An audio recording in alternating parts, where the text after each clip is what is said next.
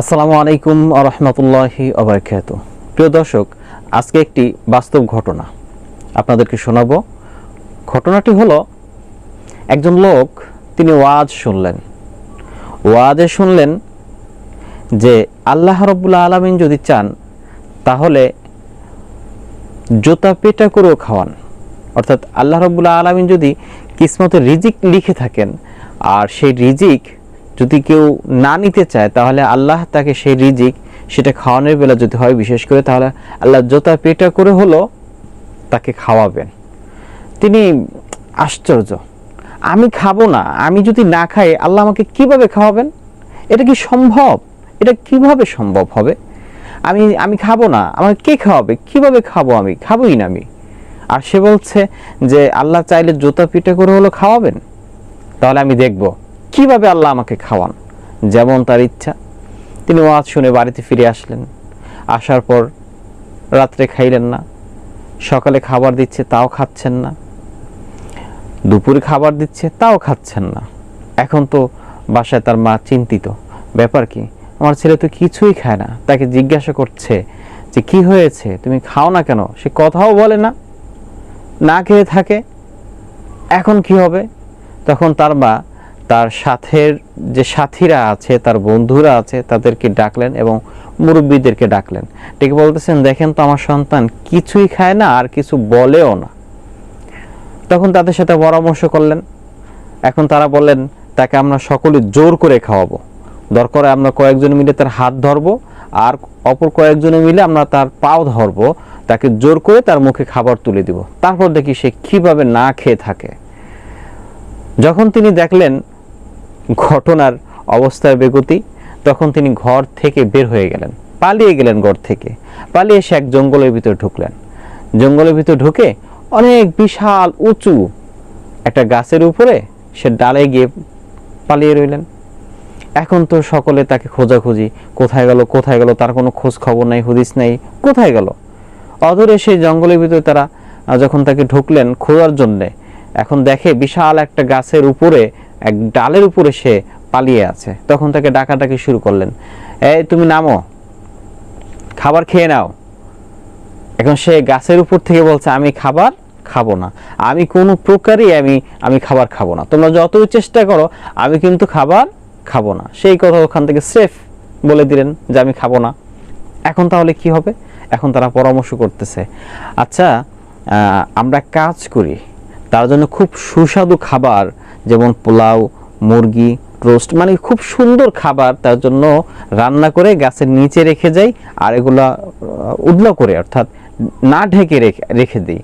তাহলে যখন এই খাবারের ঘ্রাণ তার নাক পর্যন্ত পৌঁছাবে, অথবা যখন তার প্রচণ্ড ক্ষুধা লাগবে, ওই ক্ষুধার তাড়নায় সে গাছ থেকে নিচে নেমে খাবার খেয়ে নেবে।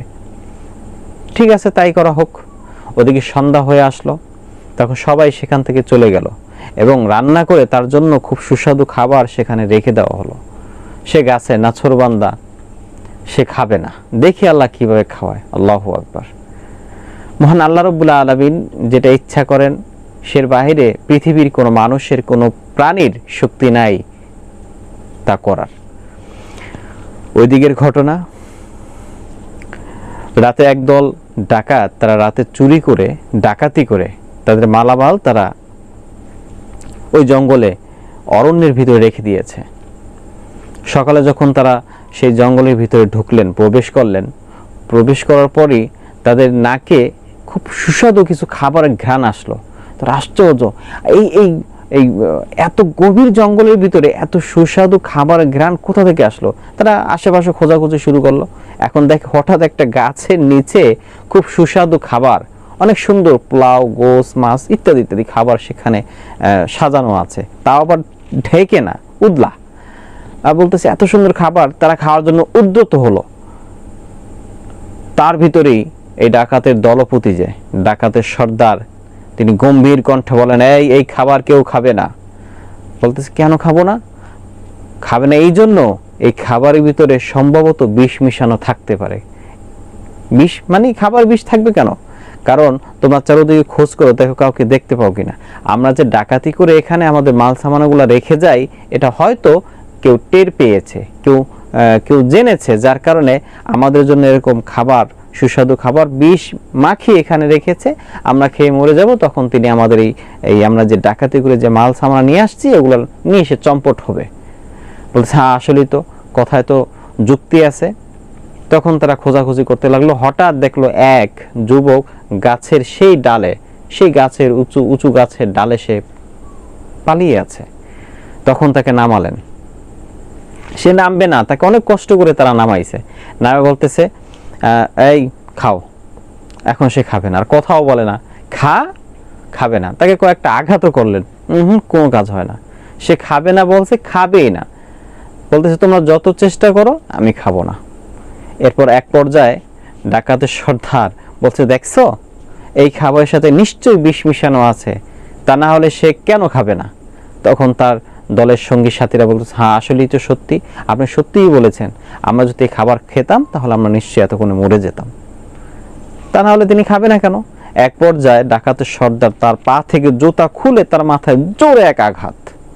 যখনই জুতা খুলে জুতা দিয়ে আঘাত করেছে, তখন এই লোকের স্মরণে আসলো, আচ্ছা আমি না ওয়াজ শুনেছি যে আল্লাহ রাব্বুল আলামিন যদি চান, আমার রিজিক যদি থাকে, আমার রিজিকে যদি কোনো খাবার থাকে, আর আল্লাহ যদি চান তাহলে আমাকে সে জোতা পিটা করেও হলেও খাওয়াবেন। অর্থাৎ আমি যদি চাই যে আমি খাবো না, আর আল্লাহ যদি আমার রিজিক লিখে রাখেন যে তুমি ওই খাবারটা খাবে, তাহলে আল্লাহ আমাকে জোতা পিটা করে হলেও খাওয়াবেন, অবশ্যই খাওয়াবেন। তখন সে কয়েক লোকমা খেয়ে যখন দেখতেছে সে গ্রাসের উপর গ্রাস করছে, তখন ডাকাতের দলের সকলেই তার থেকে খাবার ছিনিয়ে নিয়ে তারা খেতে লাগলো। দেখলো সে খাচ্ছে কিন্তু তার বিষের প্রতিক্রিয়া তার ভিতরে হচ্ছে না, তার নিশ্চয়ই খাবারে বিষ নেই। তখন এই ডাকাতের দলেরা সেই খাবারটাকে খেয়ে নিল। এখন কথা হলো যে আল্লাহ রাব্বুল আলামিন আমার রিজিকে এবং আপনার রিজিকে যা লিখেছেন আমরা তাই পাবো, এর থেকে বেশি কিছু পাবো না, আর এর থেকে কমও কিছু পাবো না, যা আছে রিজিকে তাই হবে ইনশাআল্লাহ। এজন্য মহান আল্লাহ রাব্বুল আলামিনের উপরে, ভাগ্যের উপরে, তাকদীর উপরে বিশ্বাস রাখতে হবে সব সময়ের জন্য।